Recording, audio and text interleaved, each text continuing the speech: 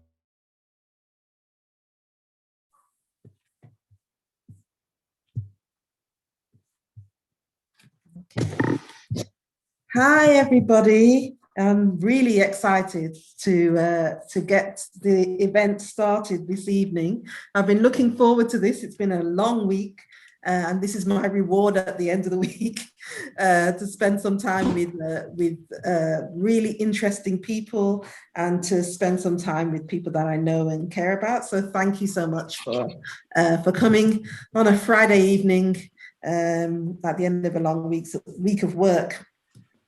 So for those of you who might not know, this is the second provocation event that CARICUK is running. CARICUK stands for Creative Approaches to Race and Insecurity in the Caribbean and in the UK. And it's a one-year project funded by the Arts and Humanities Research Council in the UK, in which we're starting with collaborations with Caribbean artists, and then we're going to try and make some transformations and participations in UK education and higher education. So as I say, this is the second event. I'd like to welcome everybody who is joining us today. Tia Monique Uzor is the research fellow for the project. Unfortunately, Tia Monique is unwell today, so she's helping us with the tech very kindly, but she won't be able to do her input that she was going to be doing a little later today. She's going to have to backseat a little bit, unfortunately. However, Marsha Pearce is also here, the curator of our Caribbean Insecurities exhibition. I hope you've all had a chance to have a look at that on CARICUK.co.uk. And then we also have our artists, Richard Rawlins, Christopher Udemezue, Alex Kelly, Sinnapah Mary, Lynn Parotti, and each of them will tell you about their work in a little while. We also have a curated audience, and I want to just welcome them because some of them have supported us in the last event and also in this event, and many of them have supported me in many things that I've done. So Sarita Mullings, Becky Kitchen, Gemma Collins, Susan Maines, Jason Allen Payzant, Rita Gale, Agostino Pinnock, Suzanne Scaife, Carol Dixon, Jessica Taylor, and Mama D. I'd like to welcome you all this evening. And finally, I want to welcome the people who are watching us live on YouTube. Thank you so much for spending time with us. And I hope that also there's a wider audience who will watch the recording of this event as well, which we hope to release soon after the event. So the structure of today, the first half is going to be some inputs from the artists and the curator, and then in the second half we'll open up to some wider discussion from our invited audience, as well as perhaps, if we have time, also some questions from the audience on YouTube, which you can put into the chat. All right, so we've got a lot to get through. I'm going to have to chair quite tightly, including myself. So I'm going to move on right now to my conversation with Marsha Pearce. So Dr. Marsha Pearce, it's lovely to see you. We've shared a platform before at one of Suzanne Scaife's fantastic events in London, and I've been watching your work on Instagram, and noting that you're doing some amazing things. So I guess the first thing that I really wanted to get from you tonight is a sense of what's the kind of larger context of your work? How would you characterize the work that you do? Sure. Thanks so much, Pat. I really want to say that I'm delighted to be collaborating with you and the rest of the team on this CARICUK project. It's a pleasure. And so in thinking about the larger context for my work, my research focuses on visual culture. And specifically, I look at creative production and ways of seeing in the Caribbean and its diaspora. More, getting a little more focused, my public scholarship, that is the way that I interface with communities and the general public, is through my curatorial work, which is motivated by an interest in relationships. And what do I mean by that? So in 2018, I worked with the National Portrait Gallery in London, as well as the British Council, to curate an online exhibition called The Americas in Britain, Caribbean Edition. And there we looked at the relationship between these spaces and thinking about pairing or looking at the relationships again between the collection at the National Portrait Gallery and putting those in dialogue with contemporary works coming out of the Caribbean and trying to mark shared anniversaries. So thinking about art in relation to the Windrush anniversary, the 70th anniversary in 2018, looking at the NHS, the National Health Service, looking at Notting Hill Carnival and Black History Month, and how, you know, Caribbean people have infused these moments within UK history and continue to make their mark on UK society. So that was a very important project for me. Again, you know, thinking about, you know, these spaces across the Atlantic. And then my other project, I've worked with the Perez Art Museum in Miami to co-curate a group exhibition called The Other Side of Now, Foresight in Contemporary Caribbean Art. And in that one, I was thinking about the relationship between the Caribbean and time. I wanted to explore the Caribbean in relation to time to come. Of course, you know, we are still reckoning with our past, and that past obviously, you know, continues to weigh into the present moment. But I really wanted to think about the Caribbean in terms of an expanded sense of time, you know, broadening that temporal space beyond the past and the present to think about what it would mean for the Caribbean to look ahead and to imagine that time to come. And so I've been thinking about, so my work with relationships, you know, happen in a number of different ways. There's an exhibition currently on here in Trinidad and Port of Spain that I've also curated, that ends today, and that's called No Words, a solo exhibition by Kevin Adonis Brown. And that exhibition considers Black life and Black representation, his relationship to this current moment being prompted by the murder of George Floyd. But of course, the exhibition goes beyond that to think about our relationships to each other, so our shared humanity. And so relationships figure into the exhibition in that way. Along with my curatorial work, I'm very much interested in creating public conversations. And so last year, as part of when we went into lockdown for 2020, I initiated a conversation series called Quarantine and Art, Q&A, and I reached out to artists living within the Caribbean and the diaspora to have a conversation with them. It was part studio visit and a part check-in on the well-being of the arts community. I wanted to create a sense of intimacy to bridge that, you know, the distance that we were experiencing, you know, in a time of social distancing. And so I did 26 interviews with various artists, looking at their practice, as well as how they were feeling, you know, in this current health crisis, getting a sense of, you know, where they were mentally, emotionally, but of course, thinking about where their work was at and where they wanted it to go. And so that conversation, it was important for me too. It became a moment, a space for me to be able to breathe and to also think about my art practice, again, in a time where, you know, it can feel like it's a suffocating moment for all of us.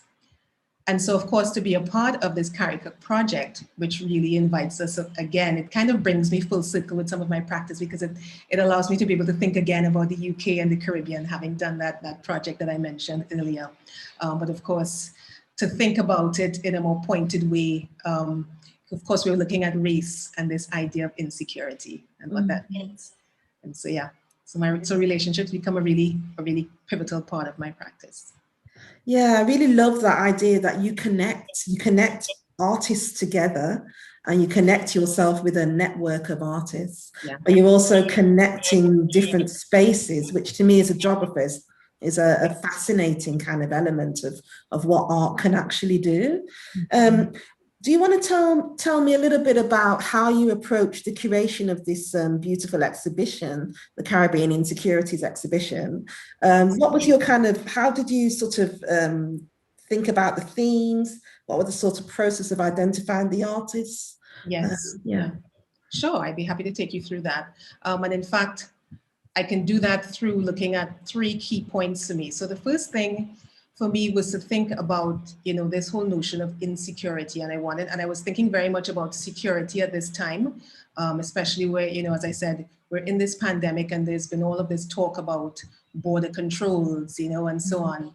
And when we think about security in its traditional sense, it's often at that national level. It's often thinking about, military might and so on. But I very much wanted to think on that human level, to think about human security, and to really bring it down to that individual perspective. And human security, is also tied to local realities. When we think about our humanity and our security, we need to think about the different contexts and the different factors that weigh into how each of us experience security or insecurity.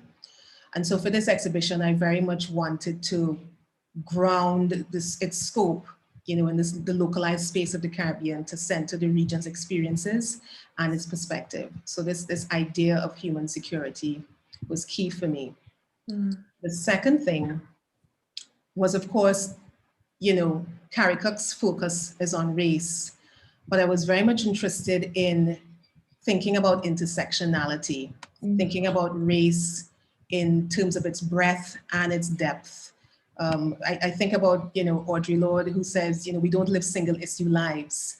And so while I wanted to foreground race, I really wanted to think about its overlapping connections, so ideas of gender and sexuality and class, and to think about how all of these different aspects connect to issues of economics or climate change or migration. And so I really wanted to build an exhibition that would allow for those nuances to be seen, to come into play, even as we give focus to race. And then, because this exhibition and this project, the CARICUK project, really opens up a space for UK audiences to look again at the Caribbean and to reconsider what the Caribbean means, what it looks like, what it feels like. I wanted to offer a range of approaches to image making from the Caribbean, and to be able to move beyond, stereotypical or cliched notions of what the Caribbean, looks like, what it feels like, and so on. Of course, having said that, I want to draw attention to the image that I selected for, the promotional image for this exhibition, which is Richard Mark Rawlins's Another Horizon. And on first look at that, you do get that sense of the stereotype. You get the flamingo pinks, you get the sea blues, you get the palm tree. But that image really, it was striking for me because I feel that it resonates on this whole duality of security and insecurity. In one sense, you have that cliche, in a way, operating as a security for us, because it's a well-worn image, this idea of the palm tree and the sea. But at the same time, it is also an insecurity. It's an insecurity for us because, again, that is just one face of the Caribbean. And there are all these other facets of Caribbean lived experience. And so I felt that the image worked on those 2 levels. And of course, if you continue to look at that work, you will see that there's a wall there with these ventilation blocks. And it allows for us to think about the gaze in relation to the Caribbean, insider, outsider gazes. So a perspective from the Caribbean, but also looking at the Caribbean from outside. And so I wanted that image to really be the one that invites people in and to begin to think about and to start unpacking the ideas in this exhibition. Yeah, thank you very much. In fact, you can see a lot of that in the catalogue, can't you? A lot of these kind of ideas are sort of unpacked by yourself first in the curatorial statement, and then by each of the artists in their work and alongside their work. So thank you so much. That's so beautifully done. I'd like to move on to, thank you so much, Marsha. I'd like to move on to the first of our artists, which is Richard Rawlins. The artist that Marsha actually mentioned at the end there, whose image was used for the promotional image. Richard, I'm just giving the artist a very tight space of time, about 5 minutes. So I hope you won't mind if I interrupt you in the middle to tell you how long you've got left. Okay. No problem. Okay, on you go, Richard. Thank you, everyone. Let me just share my screen. And here we go. Share. Thank you for having me, and I'll just get right into it.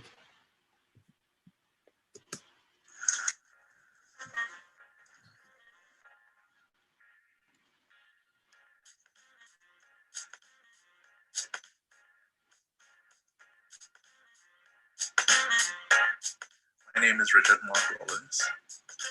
I'm an artist from Trinidad and Tobago. I could be considered a multimedia artist. Part of that is because I think I have creative ADD. I don't like to stick on one form or one process too long. I like to work in different directions all at once. So I'll be drawing at one point, I'll be painting, sometimes I'll be doing printmaking, sometimes I'll be mashing the things together. So that I'll do one thing and then that'll spin off into another thing, and then there'll be ideas inside of my work that will create other works. I guess it's a visual language that just keeps mixing and replaying itself over and over in my head. And it's there and it's mine, so I know when to pull it and where to pull it and how to construct it.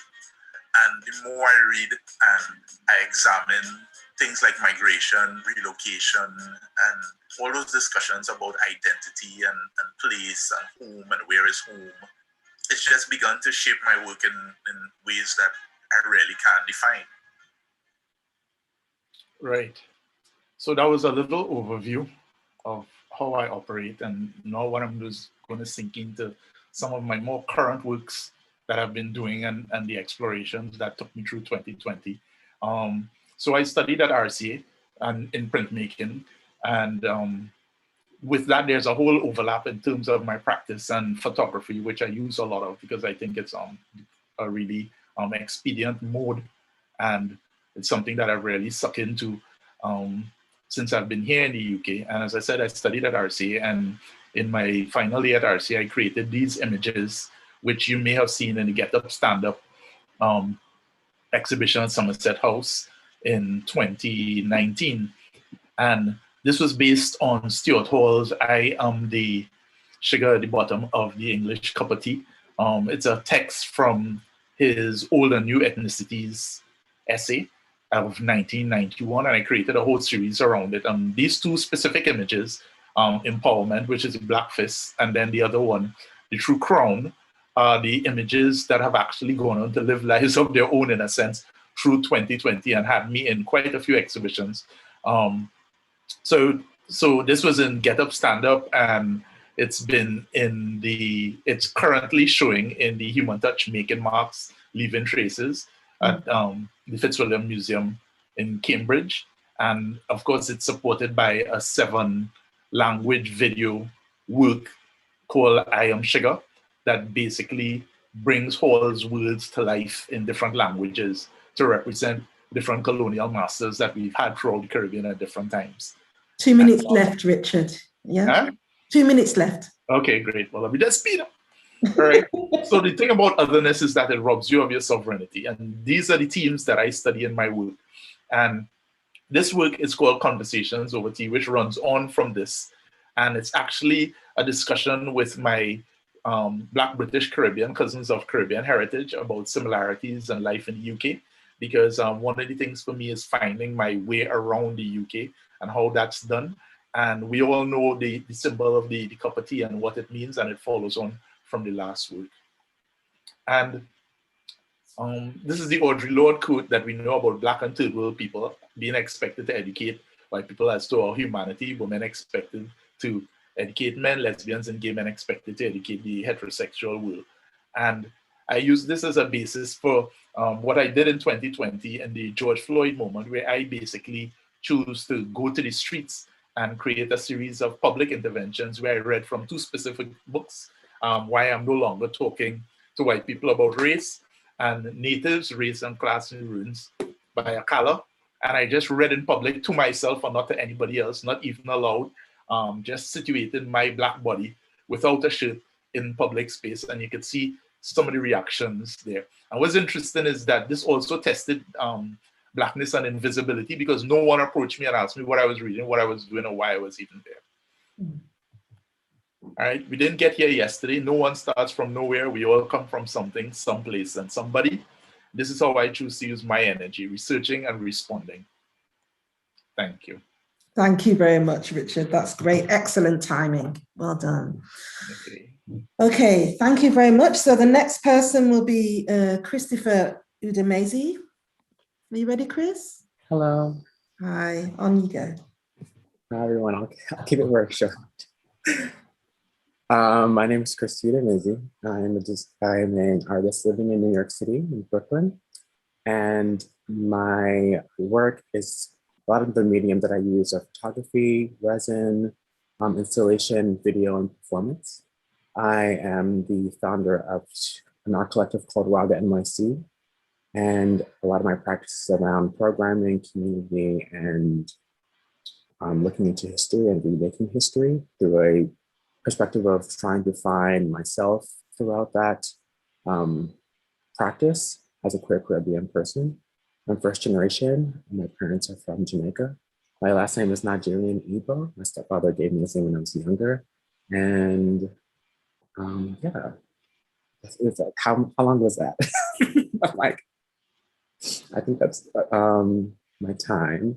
I'll dive deeper into the work. The work that you see in the show is a lot of the work that I've done in looking into this history, whether that be researching where there were moments of championship of women leading the change into Caribbean history, whether that be the Vodo ceremony that sparked the Haitian Revolution, or another piece with me as the model and another friend of mine, Corey, in the shop that you saw in the intro while we were waiting for this kind of to start. There's a shop that focuses on the history of William Thomas Beckford, which was a famous slave owner in Jamaica who was actually poor himself. So just grounding moments in history that, as we know, our history as specifically as queer Caribbean people is very sparse and very spotty, recreating stories that kind of like place me and my community in that diaspora, so that don't feel forgotten, and that we can also take ownership and feel pride in our Caribbean heritage.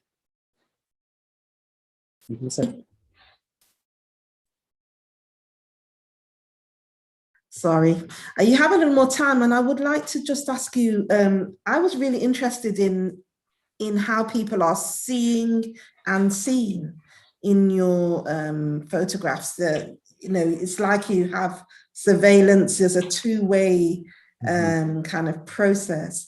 Can you say a little bit about that? Yeah, so a lot of in the portraits that are specifically in the show, I wanted them to act kind of as I don't know how it happened, but I turned into a history geek. And I'm obsessed with reading nonfiction and a lot of history, because it's also like who has written this history. And thinking about that through when I'm making my images and the images that you'll see in history books about the Caribbean specifically. So I wanted to make these images that where the viewer, regardless of who the viewer is looking upon this image, but also wanted to activate the models that they are also looking back at you, and or taking, not just passively looking to the side at all times, or if that's happening, that there are multiple people looking at each other for the shot. So specifically, or interacting with each other, or a viewer is supposed to look throughout the entire image to understand that there's this dialogue of like, this image and history has been created. So the creator is a part of the, how do you say it, his storytelling, especially when it comes to history and queer Caribbean history. The one shot with me and another boy laying in the field, in the garden, has a shot with a hand creeping in from the side. And I think that that is a pivotal part that's meant to represent William Thomas Bedford as a pivotal point of the picture, because it is this, there's three things happening. You're looking at these two guys in the garden. They're looking out for people on the sides, and then there's this hand creeping in. And the hand isn't too obvious. It's something that some people often miss, which I don't see how you can miss the random white hand creeping in, but it's there, a little hidden. And so there's this definitely idea of like different people looking different ways, but at the end of the day, it's this flat image that is being perceived as this stamped history, as we often look at images and look at history. And I wanted to kind of like bring more nuance to that, because definitely, you know, trying to find where the trans and queer people have been in Trinidad's history, in Jamaica's history, in Puerto Rico's history, in the entire Caribbean has been tough. So I wanted to just kind of like reveal to people that what the history we're reading is not always the only history that was happening. A lot of I would say our libraries have been burnt to the ground, so we need to create our own and stand by them. And I'm trying to do that through image making. Yeah, no, I think that it's fascinating for me as a geographer, because one of the challenges that I'm trying to mount to the discipline is about who gets to look at whom, you know, who gets to map which places, and who gets to, because mapping is, you know, we were very much part of the colonial project as geography. So who gets to kind of decide what's valuable, what gets seen, who is in the interior, you know, all of these kinds of questions. I found your piece is very evocative from the sense of all of that, from that very posed landscape, but that sort of sense of who gets to define what the landscape is. So, I also personally, especially as a first generation child, when you hear slavery and history in the Caribbean, you think, oh, that's all very sad and very bleak, but there are really beautiful inspirational moments from history that are kind of belittled, especially again as a first generation kid. Like, I knew about the Haitian Revolution, but I didn't know how powerful and important it was. And so to create images that kind of show that empowerment and show that beauty and how important those moments were super important in that collection of work that you see in the curated show here. Yeah. Thank you very much, Chris. That's really interesting. Okay, so the next person, I keep, because everybody's so interesting, I keep dwelling with those ideas and not moving on with my chairing as I should. So next we want to speak to Alex Kelly. Are you ready, Alex? Yes, I am ready. Good. Forgive me if I'm not going to be looking directly at you. I had some technical difficulties, so the screen is not where the camera is. So I'll just share my screen.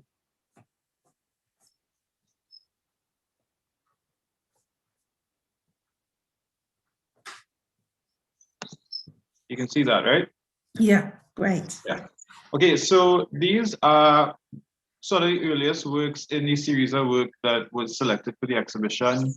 And I had just been using images in the newspaper that I felt sort of spoke to a version of life here that we tend to try to pretend doesn't exist. And I had been interested in these images in the newspaper because of how they informed what we thought about ourselves and who we were becoming, but also utilizing them as using these common images as a way of thinking about, at the time I thought of it as sort of an equation of who we are. So thinking about our history, thinking about economics, thinking about sort of neo-colonial relationships, in trying to combine these images to better understand who we are. And I mean, in all of this exploration, I had also been asking myself, well, why do I care? Because we tend to seem not to care very much about these things, and which is why it was important for me to kind of present these very sometimes dark, sometimes uncomfortable, sometimes violent images to kind of override and to confront that notion that we live in paradise and that everything is okay. And so I was combining, so you'll see the baby bottle, you'll see signs of violence, you'll see signs of death. And so I'm very specifically combining the fact that we are such a young nation. At this time, I'm very kind of national focused. We're such a young nation, but with relative wealth. But we continue this cycle that we were designed to continue, where we produce this raw material that is extremely valuable, we sell it, and then we use it to consume refined culture, and looking at what impact that has on us in terms of our ideas of ourselves, but also just in terms of the reality, the life that we live. And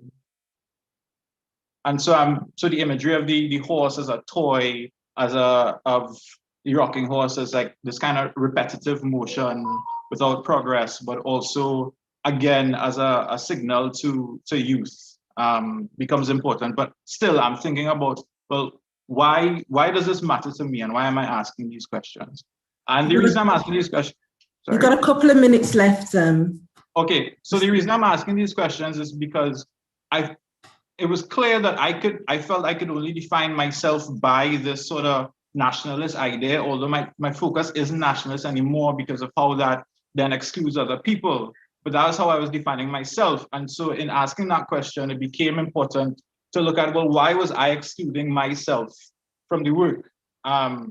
And so then most recently, the work has focused on me, and I was excluding myself from the work because bringing myself into the work raises questions of privilege and race that are questions that are extremely difficult and uncomfortable for me. And so that really is where the work has led to now.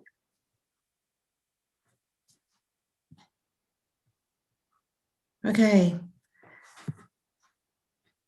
Thank you. I don't want to cut you off. Have you finished? Yes. Okay. Sorry. Maybe I sped up a little too much. No. I mean, I think there's just a minute left, and you know the work that you've got in the exhibition, where you've talked about graphite, it being made of graphite and acrylic on cotton. I was really interested in that, and I wondered whether you could just tell me a little something about the materials that you were using for that.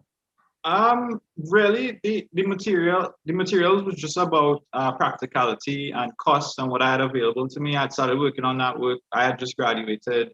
And I mean, access to materials and resources here is an issue. And so really, I was just dealing with the resources that I had available to me at the time. Okay. I found that really interesting, actually, the conditions, what I would think of as the conditions of possibility of an artwork. So kind of what materials are available and how those materials get used is kind of really interesting to me. But thank you very much. And thank you for being so concise, Alex. That's great. Okay. So moving along on the CARICUK train. Next is Kelly Sinnapah Mary. We've designed this a little bit like an interview, so I'm just going to ask Kelly a few questions. Kelly, first of all, tell me about your background and your career so far. So, hi everyone, and thank you so much to inviting me to this event and to present myself. I'm a French artist who lives and works in Guadeloupe. And I'm graduated from the Faculty of Toulouse in Visual Arts in France. My studio based in Guadeloupe. So I'm working in a series since 2015. In 2015, on Notebook of No Return. So my references, it's some experiences of my life, specifically when I was a child, and a lot of Caribbean literature, like Aimé Césaire, Maryse Condé, and Frantz Fanon. And my work has been shown in the Miami Perez Art Museum and Washington, D.C., and in Osage Foundation in Hong Kong, New York too, in Paris recently, at Fimico Foundation. It was an exhibition. The name was Mais le monde est une mongrovité. And in 2021, my works will be exhibited at the Sao Paulo Biennial in Brazil, and Casablanca Biennial in Morocco. Wow, so you bring in that your work is very transnational and it travels by a lot of interesting routes. I'm going to resist asking a whole load of questions that brings to my mind. I'm going to ask you the second question, which is describe your artistic process to me. So what kind of materials do you use and how do you use them? So first of all, I'm sorry, I don't have images to show you. Okay. So I'm working for different mediums, and I create images that refer to the tales and biblical stories of my childhood, like Cinderella, Alice in Wonderland, or David and Goliath, and mixing cruelty and enchantment. And so while exploring post-colonial dilemmas and the resistance to self-invention. So I work a lot on the installations because it encompasses several mediums like embroidery, painting, drawing, sculpture, and that's all. Yeah, that's really interesting. I think that what struck me is that the colors in your work is just pop out amazingly. And I was just kind of interested in the materials for the series that it is a Notebook of No Return series that you've got in this work, isn't it? And that's on acrylic painting on canvas. Very beautiful. So just finally, in terms of the themes that you focus on in your work, how are you thinking about Caribbean insecurities in particular? So in my series, Notebook of No Return, each work constitutes a story based on my experiences that addresses themes such as domination, gender, resistance, childhood, and diversion is a strong gesture in my work because it marks of resistance. And when I divert the iconic Cinderella on my painting, the character, it was a model for little girls in the world, but so not adapted to our Caribbean context. So I wanted them to be Black, but not only, but rather mutating. She could be a human, an animal, or a monster, and mixed race, short hair, long hair, with multiple possibilities and identities. And I think that the themes I'm talking about are related to Caribbean insecurities because I have a reflection on the issue of reconstruction of identity and gender, but also the idea of rebuilding a new population in my painting. Yeah, I can definitely see that. I particularly love the one with where she has spikes coming out of her skin because it's really resonant for me of all sorts of issues around embodiment. It's interesting that you mentioned Fanon because actually there's quite a lot of Fanon there. So thank you so much. That was really interesting. Thank you. Okay, so our final artist, Lynn Parotti. Over to you, Lynn. Oh, we can't hear you. Mute because of the doggies. All right, can you hear me now? Yes, we can hear you now. Okay, good. Everyone be quiet. I'm talking to my dog. So, so I'm from the Bahamas and I live in London now, but I was educated in New York.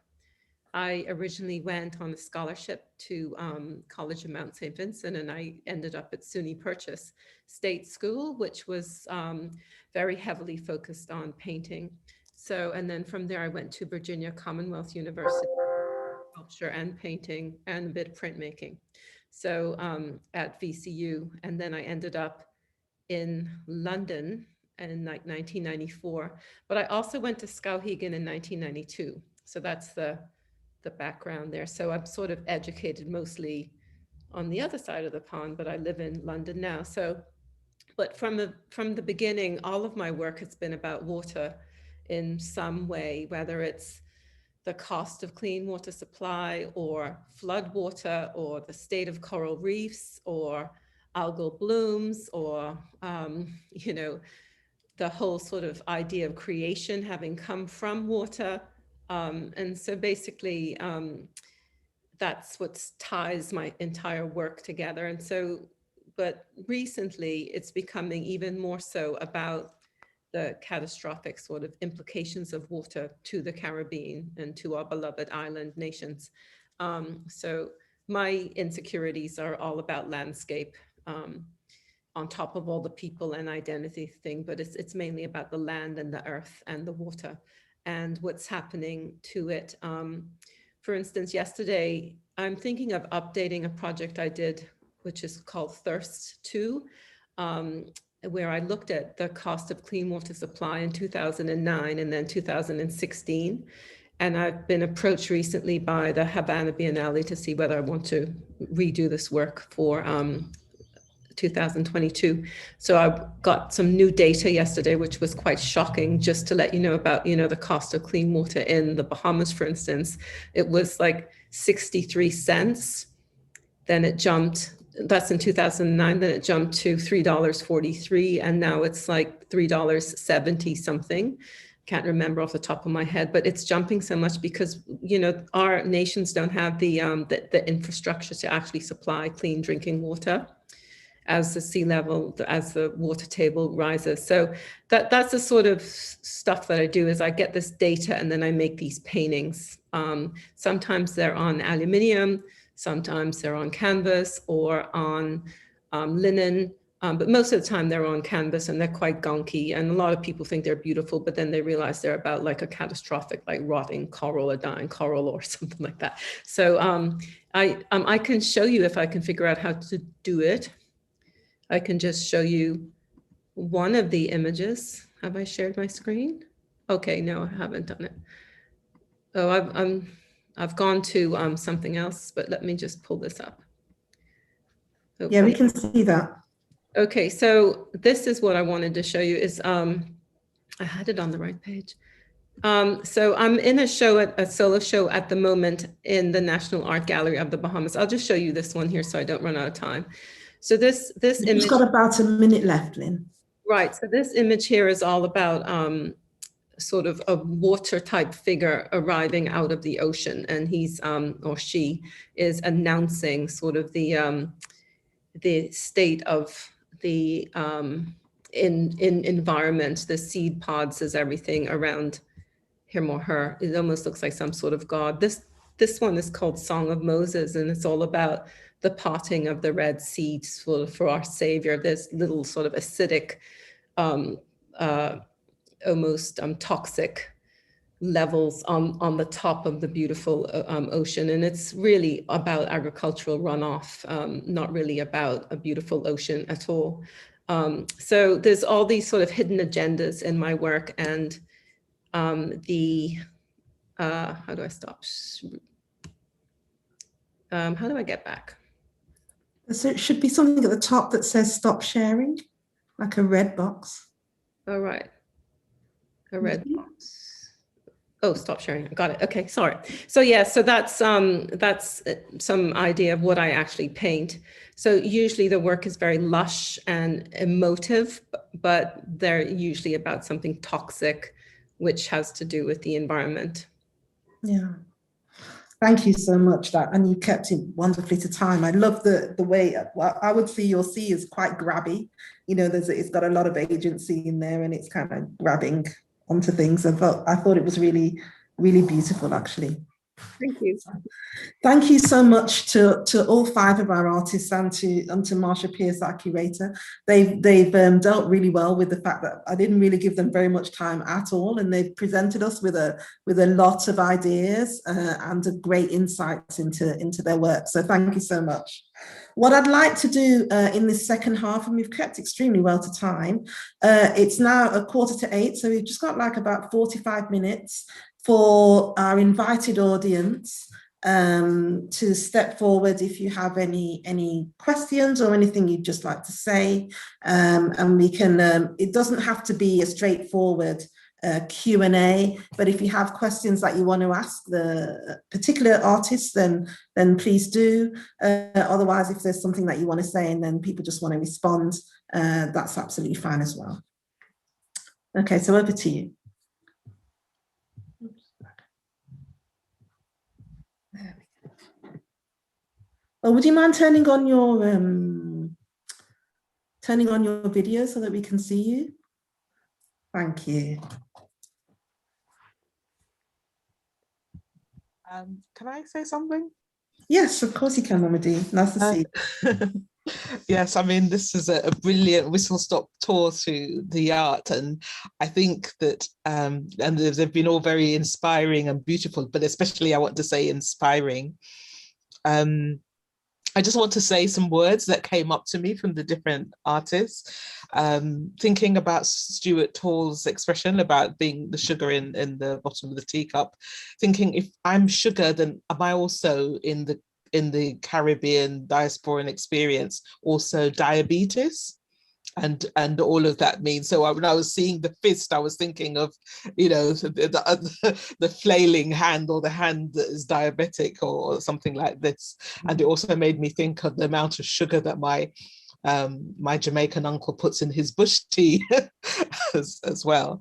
And in thinking about the last presenter about waters in the oceans, but thinking about the waters within ourselves, and that statistic about our domestic water supply passing through 7 different cycles before we actually get to drink it, and what that means, and you know how one would perhaps depict 7 different bodies, you know, over time, that is this water's passing through, and we, you know, we being one of those bodies in time, and what that means. I can just imagine how you know, amazingly that could be possibly depicted. And I was really interested in this idea of creolity and enchantment, and I've been kind of rereading Ben Okri's Star book,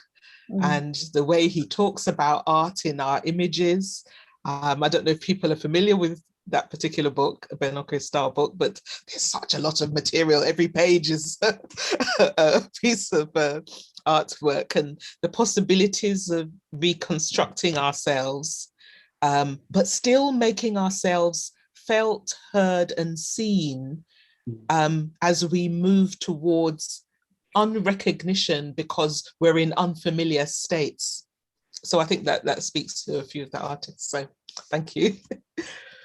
Thank you, Mama D. That was really interesting. Anything that people would like to say in response to some of those ideas that have come out there?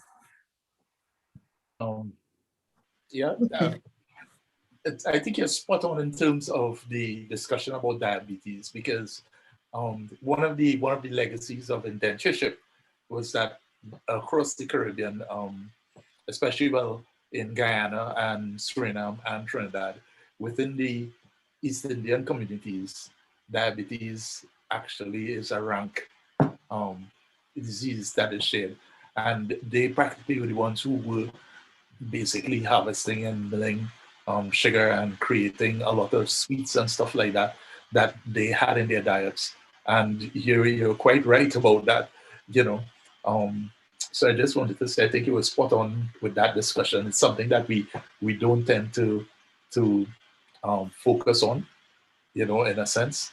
And even here, one of the things that I found interesting, and it's funny that you spoke about that, is that every time I make a cup of tea, if I'm making a cup of tea for somebody that's English, they'll tell me, you know, yes, I'll have 1 sugar or 2 sugars.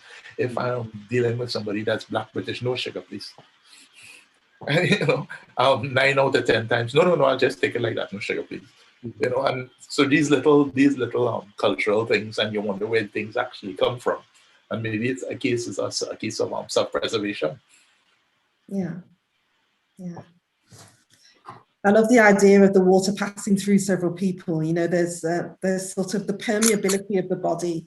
I think that's probably something I've been thinking about a lot with in 2020, you know, with COVID and that the sort of idea that we're now having these pandemics. So we've been worried about the climate and we've been worried about the environment, and now we're having things because of the way that we've, you know, treated our environments. That's now passing into us, into our bodies, and we're experiencing new things. And I guess there's something about that, you know, we think of our bodies as having some boundaries to them, but actually all of those kind of environmental resources pass through us, pass to the next body, pass into the environment.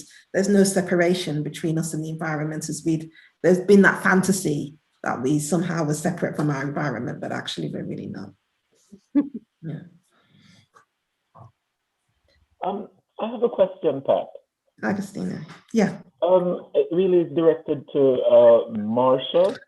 And I mean, this is really just an aside observation, really. In terms of when you spoke about the use of this image of, I guess, a kind of tourism kind of image of the blue sea and the palm tree as this kind of ubiquitous representation then around leisure and tourism. But I was very interested in the way in which, you know, thinking of these ideas around space and borders and, you know, building in a sense on Pat's last comment about the permeability of these kinds of things. I wondered to myself, the choice of that image, considering that Trinidad is not necessarily known for as a sort of tourism destination, you know, and what does that then, I guess, insofar as your own positionality, where you talk about, you know, these intersectional identities, I guess, perhaps if you could talk some more about the choice of that image, given where you're standing and what that perhaps means in terms of, you know, the connectivity of place and so on and so forth. I mean, I'm hoping my question is clear, or my reflection on what you're saying is clear, but I was really struck by your, you know, your gloss on that. And I was really curious to know the thinking behind that, given, like I said, you know, TNT is not one of those sites that people would go to think, well, I don't think of Trinidad automatically when I think of Caribbean tourism destination points. And so, you know, I just wondered if you could comment on that. Sure, thanks for that. It's interesting because you mentioned Trinidad, but we're a twin island state, and Tobago. Forgive me. I know all the Trinidadians in the room are going to be like, Tobago is part of the thing. I get corrected all the time, so forgive me. No, that's okay. But I wanted to raise that because Tobago is more known for the tourism side of things. You know, whereas, you know, even though it's a twin island state and we're known, you know, collectively for our production of oil and our export of oil and so on, we do have Tobago representing that part of us that is more of the tourism leisure side of it. And so there is space for both of those components to exist side by side. Again, to go back to that image is called Another Horizon, and it's Richard's image. And thinking of what I would share, as I said, as the face of the exhibition, if you will. Of course, I'm excited about all of the works in the exhibition, and so pleased to have the 6 artists feature in this project. But I felt that, again, you know, in thinking about how do you engage audiences that already have a particular view of place, I kind of want to use that word that the last speaker shared, this idea of unrecognition. And I wanted that image in a way to bring audiences in, but also to serve as an undoing once you came into that. And so for me, it's an image that at first blush, you know, at first sight, can appear stereotypical, can appear cliche because of those because of its color choices, its palette. Again, you're seeing the blues, as I said, you know, that flamingo pinks, the pinks, and you know, the palm tree. But if you spend time with it, which is of course what I always want us to do with images, if you spend time with that image and you continue to look at it, there is so much more to unpack there. And so the cliche brings you in, but again, as you stay with it, you will also realize that cliche it's an unsettling as well. As I said, it's this combination of security. It's an image that the Caribbean has relied on for such a long time, you know, in part something imposed on us, you know, by external views, but also something that we are complicit in packaging as well, you know. And so it becomes an image, as I said, that at once it's that kind of security blanket, if you will. It's something that we can rely on, but at the same time, it's an insecurity for us because it's just one face of us. It's just one aspect of who we are. And so I wanted to play, or for people to think about that duality. And of course, as I said, as you continue to look at the image, there are more dualities in there for us to engage. And so again, with that wall being there, I mean, I know for Richard, the work being made by Richard, he's thinking about that work in the context of having moved to the UK and thinking about insider, outsider experiences, what it means to be a Black Caribbean person living in the space of the UK, you know, and having a foot, again, as I said, inside, outside, that kind of view. But I feel that image works in the context of this Caribbean Insecurities exhibition, not only from his personal perspective, but for us to think about, as I said, what it means for us as Caribbean people to look from within our space outside, and for those outside to look in. And so you have that wall with those breeze blocks, those ventilation blocks, which are very much a part of, you know, our Caribbean architecture, our vernacular architecture. And so it allows for all of these ideas to come into play and to be unpacked. And for that sort of undoing or that unrecognition to happen, you know, again, it's an image that you think you know, but once you come into it, there's something else at play in the work. And so I hope that helps. I love the breeze blocks. That's great. Lynn has been putting some things in the chat, I noticed. So do you want to maybe expand a little bit, Lynn, on you talking about oil and fracturing? No, I was actually proposing that what separates Trinidad a bit out from other Caribbean countries is the oil issue.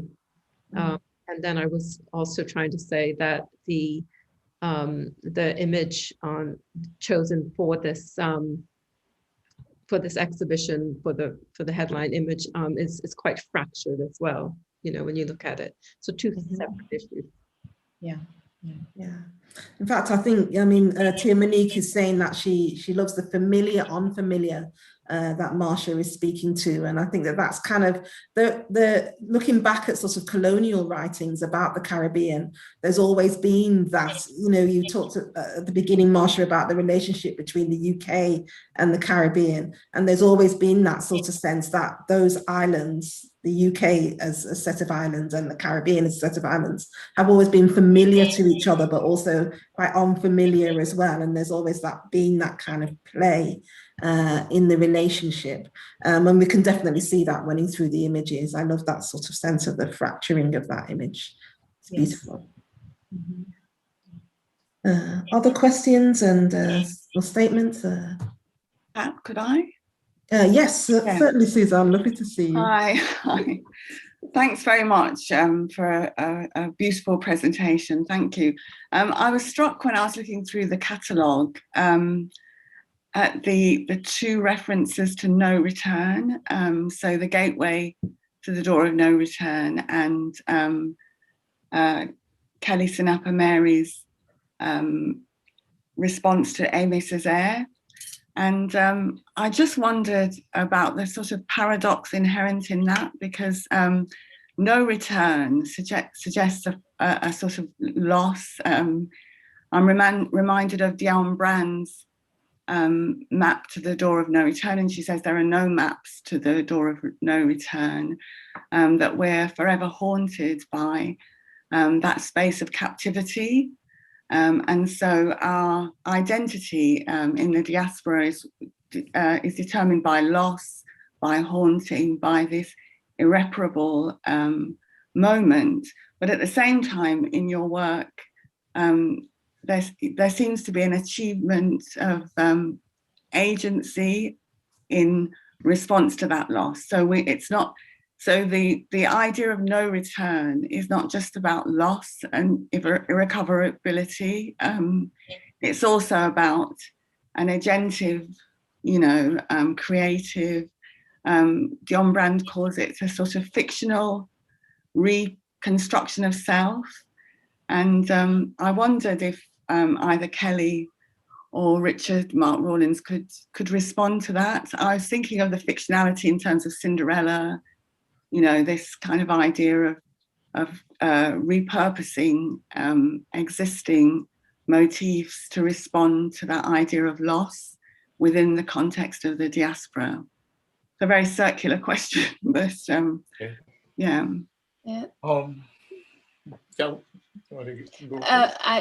I tried to respond you with simple words in English. So sorry, my English is not very, very complex. So it's Aimé Césaire. It's a reference for me, particularly the book, Notebook of to the Native Land. Return, sorry. So yes, I make a diversion with the emblematic book of Aimé Césaire, and I talk in my work a lot of some lost and the amputation. I don't know if you understand the word amputation. Mm-hmm. And this is a metaphor, and I use a lot in my work some long braids, the long hair, and this is a metaphor to talk about reconstruction of identities of some how do you say my ancestors who came in the Caribbean to work after the slavery, some Coolie Indian, and I make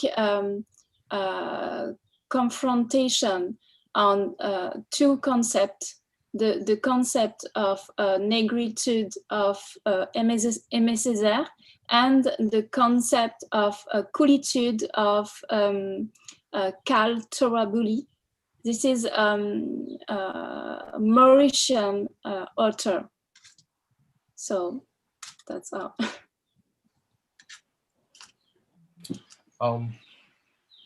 How to explain this? I think basically that work for me is it feels like notes. It feels like a series of ideas put together to mark specific moments. And I think what I really tried to portray in it was the journey that we had taken. So it's not so much for me a sense of loss, but it's this in spite of, here we are, and this is where we are going.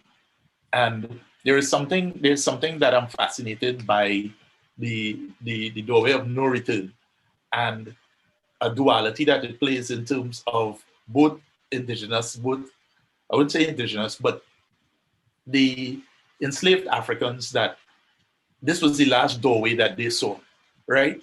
After that, next stop, the Caribbean. For the Indian laborers, they had a different doorway, and then next stop, the Caribbean. And what is interesting is that there's a finality of that moment when they leave. And there's a discussion about crossing the Kalapani. And once you cross the Kalapani, you can't look back and you can't see where you came from. And so long as you cross the Kalapani, that's it. there's no more remembrance of where you were, and it's almost as though your memory will be lost. It's a East Indian thing about crossing water. And for me, that doorway represents this one-way journey. But on the other end of it, it's built up with so many things. One of the things that I discuss with a lot of my friends in the Caribbean is the loss of our own name if you are of African descent. So my name is Rawlins, but my Chinese friend's name is Chen. My Indian friend's name is Buran. There's something that we did lose, and it's a disconnect. But once we got to the Caribbean, this became home. This became our place. I don't know if I'm explaining it properly, if you're getting. Yeah, thanks very much for that. I think that does remind me a lot of what Dion Bragg says, that, you know, that it is an originary loss that can't be recovered. But what happens in the diaspora is that there are new words, as Césaire himself says, a new voice, creative, the potential for self-recreation, rather than necessarily a literal recovery of that place beyond the door. And also she does talk about the Kalipani as well. So yeah.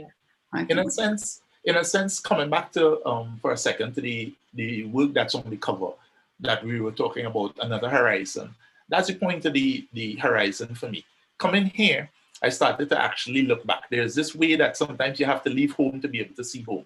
And in a practical sense, you can't see a house from inside your house. You have to leave your house and stand up in the road and look back at the house to see the whole house, right? Mm-hmm. So I come to this country and I find so many things that point to my life in Trinidad and Tobago. So the first thing I see on YouTube, you know, is a documentary dealing with Althea Jones and dealing with Notting Hill Carnival and all these things. And there's so many things that connect me here to Trinidad in a way that when I was in Trinidad, I didn't see the connection of Trinidad here to me. And then what I started examining were those connections. So in a sense, the wall becomes this thing that you think of in terms of the Caribbean. It's not so much a visitor economy description, but it's actually the thing that you think about in the Caribbean that loves us all together. It's the thing that you think about. And again, we do have Tobago. And for me, it's that destruction of the wall. And one of the things that people probably don't see in the wall, when you look at that breeze block, there are a number of different shapes to the breeze blocks, right? I've been working with that one shape for over a year now. And I've been redrawing it at different angles over and over and over. And one of the things that I realized is that if you look at the angle of the block, you realize that it's not so much a block, but it's actually a coffin. If you look at the shape and the angle, it looks like a coffin at a certain angle. And maybe for me, it was the death of certain ideas, a way that you have to leave the past and move forward, but at the same time, respecting the past enough to not pish-posh on people's ideas of things. And for me, there's this duality in there in terms of the discussion, because when I did the series Conversations Over Tea, the interesting discussions I have with a lot of, as I say, my Black British cousins, is they talk about a Caribbean that actually doesn't exist anymore.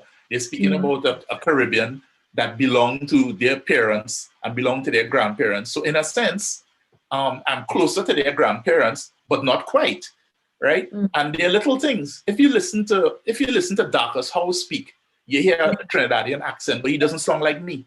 That's because he's a Trinidadian from a different time.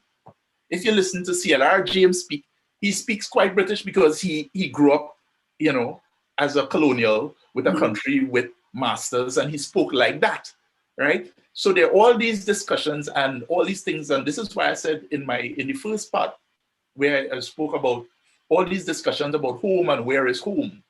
And one of the things that I find interesting, they're little things. So if I say to somebody that's Black British and Caribbean, right? I said, so are you English? Half of them say, no, I'm not English. I'm not English. I'm Black British, right? And the fact of the matter is you are born in England. Some of them say, I Black British Jamaican, but they've never been to Jamaica. And this is not an indictment on the person. But the fact of the matter is, if you're pulling yourself out of your own country where you're born, then you're othering yourself. Right? Can I just okay. say, you're othering yourself. People are telling you that you can't be English, so you choose to be Black British. But the fact is, you're othering yourself. This is your country. And I'm not saying that your heritage, whether it's Jamaican or it's Grenadian or it's Trinidadian, is not yours, you know. But this is your country. Nobody can other you here. No.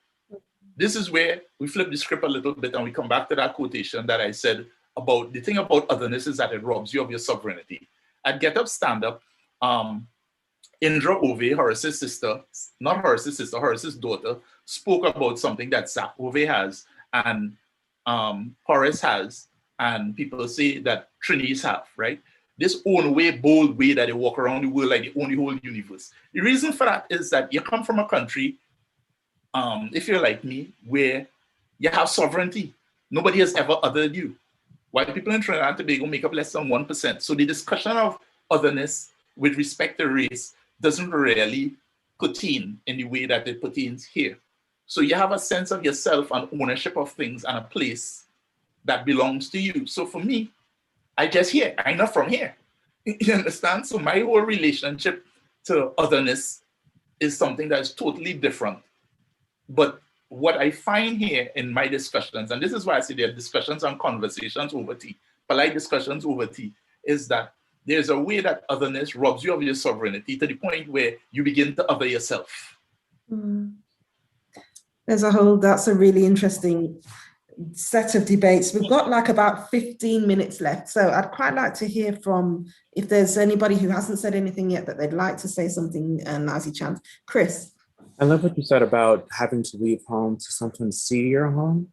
That's very much a case for, as a first generation child of Jamaica, my parents are Jamaican and I was born here in the States. My relationship to Jamaica is through culture in the home, but it's this idea of Jamaica. And when we stopped going, and when I started to really investigate as an artist, and as I got older, my lineage and heritage and the island of Jamaica, I realized I was unearthing a lot of post-traumatic stress and PTSD of being in Jamaica with economic stress from my parents and my families. They're like, we're from there and we love it, but we don't want to be there. And so me as a first generation child living in this state, in this country where I am an other, in the heavily racist and capitalist country that is America, I have this different perception of what is the idea of home, and the idea that we need to step away from home to really understand it is very interesting and something I've been doing in my work.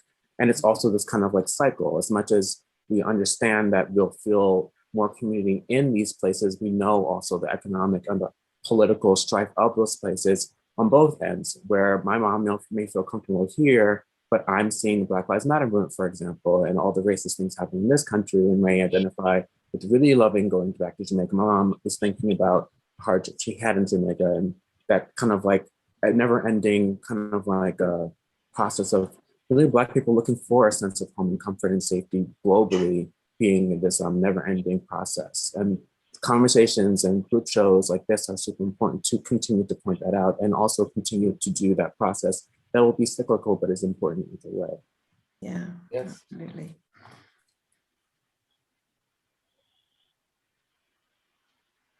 Pat, if I may, I'm seeing a question from, and I hope I pronounced the name correctly, Sarita Mullings. Okay, sorry. There's a question from Sarita who's asking about the extent to which the choice of medium plays a role in the communicating of insecurity. So I thought I would respond to that with a couple examples. Okay, so we can reference Deborah Anzinger's work, and I want to acknowledge Deborah. Deborah's also a participating artist in this exhibition, which she couldn't join us for today's conversation.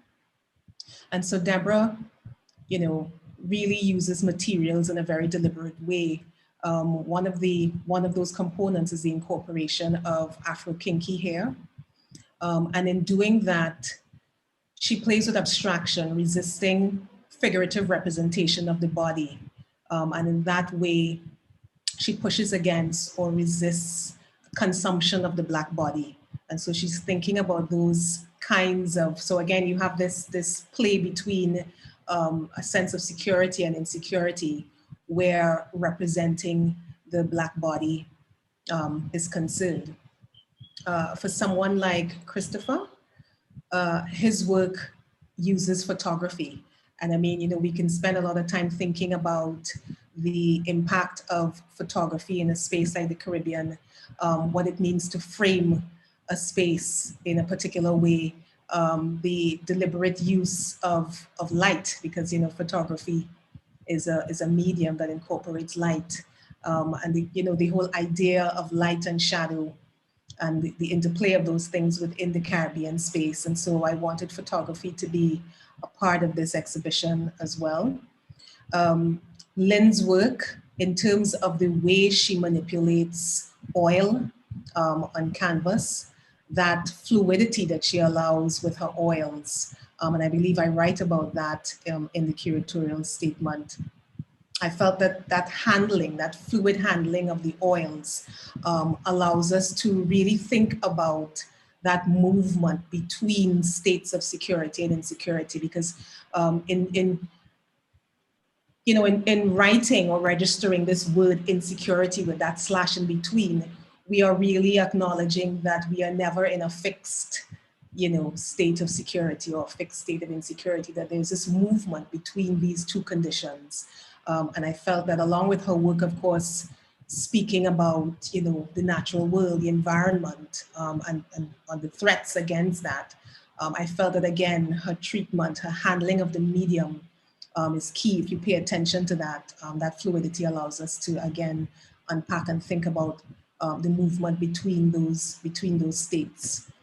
And I do want to acknowledge Suzanne talking about the agency that she has observed in the work. That is also something that is a key part of this exhibition, not focusing on the insecure side of things only, but wanting the creative works to give us a way into thinking about the agency that is required, the power that is required to move from a place of insecurity to security.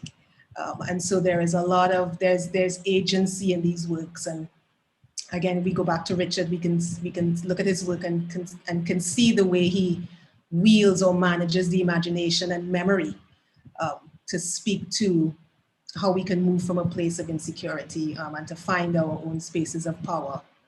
So there really is, the work is really operating on a number of different levels. But that was a key part of the practice as well, thinking about the various media, but also how the artists themselves are handling those media and what they're trying to do with them. So thank you, Sarita, for that question. I appreciate it. Thank you. I'm sorry I missed it, that question, but thank you very much. Okay. I also want to just apologize about not mentioning Deborah Anzinger, because of course, those of you who've looked at the exhibition, you'll see that Deborah's work is in there. So unfortunately, she couldn't be with us tonight, but I'm really glad that Marsha's introduced her work to us. I want to just bring in Susan, who has a question about expanding the space of the body through art. Hi, Susan. You're muted. Sorry, there's always one, right? Thanks very much. Actually, it builds off from what Marsha was just saying, and thank you so much for bringing all these different themes together, and it's so wonderful to see everyone's work as well. And at the outset, you had mentioned this idea of expanding time, and looking at the artwork and hearing the conversation, it also made me think that this has provided, in a way, this opportunity to expand the body and to expand space, and how we think of the Caribbean as well, through different forms of parallel times that are working in different ways. And one of the things, for instance, Chris, your work, I was thinking about this idea of intimacy and the body. In a way, we're drawn into these images, but it also makes the body much more expansive as well, right? And so in a way, that idea of agency and power, we can see through intimacy actually being used as a much more proactive thing. And I was really interested to hear your thoughts on that, and if you know how that connects to your work. Yeah, I think that when I started to dig into, like I was mentioned earlier, kind of dig into the history specifically of Jamaica, and where I could see these kind of like key notes or key moments of accomplishment or rebellion or just moments to feel proud. And specifically where the queer people were part of that story or women were leading in that story, I often was like, oh, wait, this at the end of the day, this is still a very intense, very bleak, aggressive, violent history. And I started to imagine, well, if I don't see myself in this text, I was there. And I think something I kept saying to myself and a mentor of mine said to me, it's like, we are part of that story. We didn't just appear out of nowhere after Stonewall.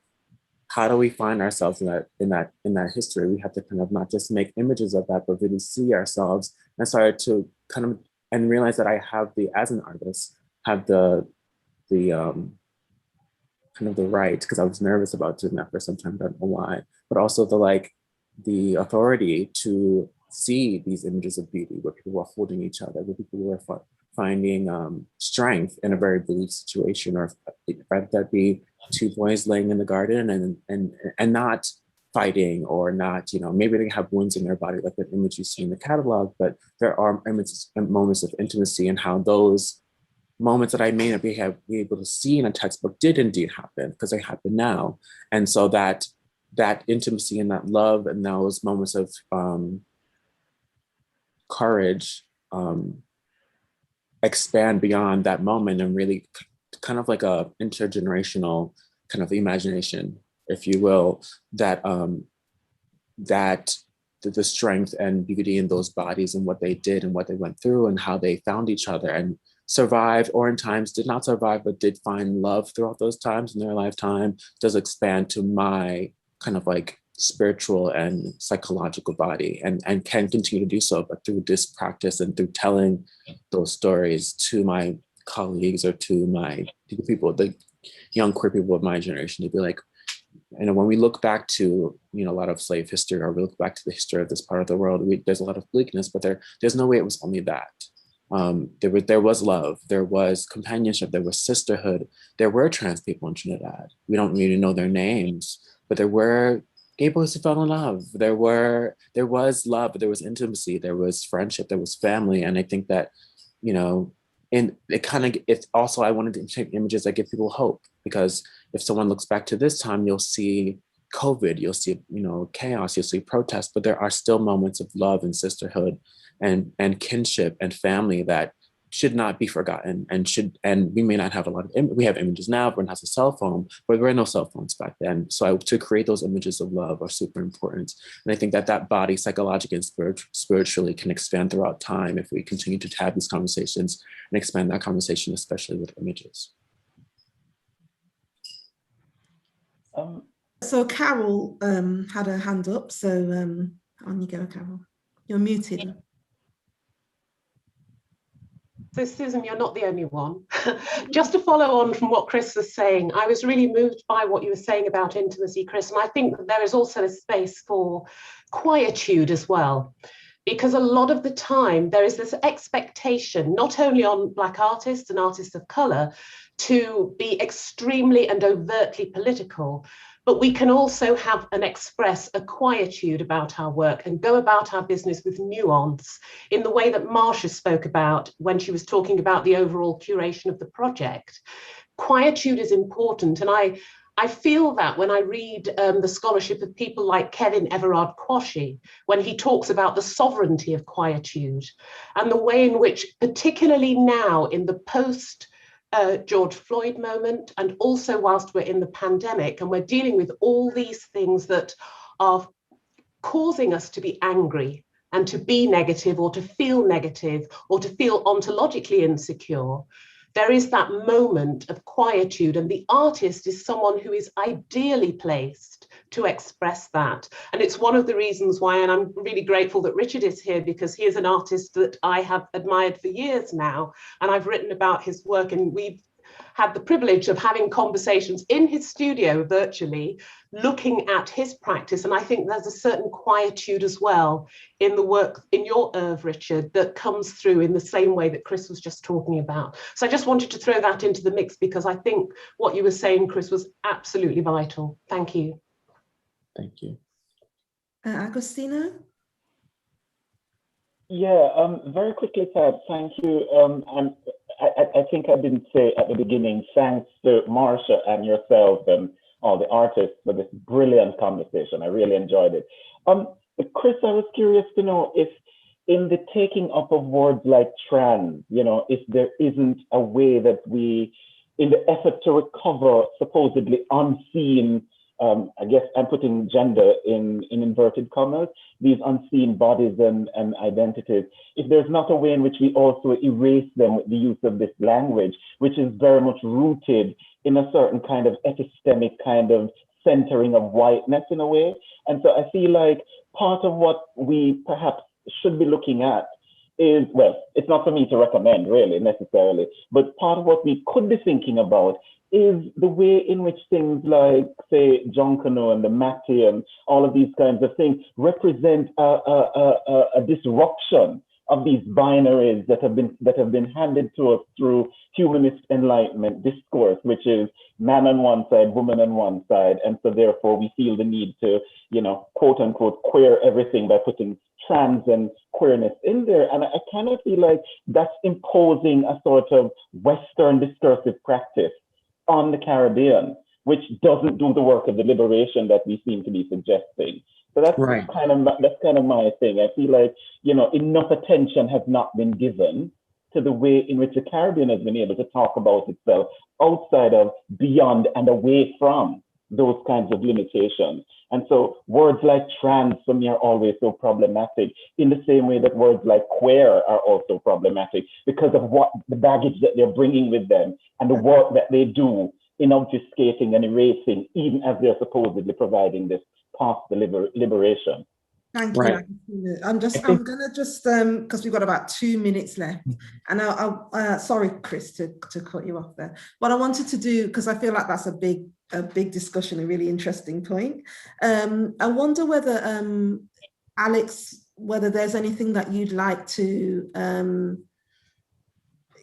bring to the conversation. It's been a little bit fast moving, so I just want to make sure that you're not left out of that. Your work is so interesting and cuts in on all sorts of stuff that we've been talking about, graves and all sorts of other things. So I wonder whether there's anything that you wanted to add before we finish. I mean, it's fine. I found the conversation fascinating, so listening was fine for me. The thing that really jumped out at me would take us way back kind of to the beginning, when the question was asked to Marsha, specifically to do with Trinidad and Tobago and the imagery of the palm tree. Trinidadians, I suppose, as opposed to Trinbagonians, and this might be a Caribbean thing, are very insecure people. And we want to be valued, and we don't think of ourselves as valued. And there's a value association with that kind of trope of the tropics, the palm tree and the beaches and that kind of thing. And in a very direct way, the work that I have in the show is intentionally responding to that by not representing it. And then by introducing the opposite of that into a space where that kind of imagery would be presented. And so my work that exists because that is something that we've held on to, even though there exists the perception that that perhaps isn't really what life is like here, or that isn't what we're known for here. I think the suggestion that that's not what we're known for here is something that we're incredibly insecure about. And so therefore it's something that we respond to by claiming that imagery as ours, even if it doesn't seem to accurately represent who we are. Wow, a real kind of complex of sort of rejections and desire. Really interesting, lots of going on in there. So it's 8:30. That was a conversation. I was thinking, well, an hour and a half on a Friday night, maybe people will find it a bit much, but actually that really moved along at speed. So many ideas in there. Fortunately, hopefully it's been recorded by YouTube, so we can go back, and I will certainly need to go back and have a look through some of this conversation. But I just want to thank everybody so much for all your contributions. It's been an incredibly rich conversation, a very fast moving one, a very deep one in lots of ways. lots of ideas about identity that I think the Caribbean always brings up, because it's so diverse and so much running through it, so many connections with so many different parts of the world, that it sort of problematizes every identity whilst also kind of reflecting on every identity. So thank you so much for bringing so much of yourselves and so many of your ideas. Do keep an eye out for our third provocation event, which we've already got planned for May 24th. And that will be a discussion about an artwork that we commissioned by Sonia E. Barrett. So that's an original artwork in the Royal Geographical Society buildings map room. So a direct kind of challenge to some ideas of geography and history that we've been talking about today. Otherwise, have a great weekend. Go back and have a look at the recording, and thank you again. Thank you also to those on YouTube who've been, I hope, also with us. Okay, thank you very much. Thank you so much, Pam. Thanks, everyone. Thank you, everybody, for coming. Thank you. Thank you. Bye. Bye. Bye-bye.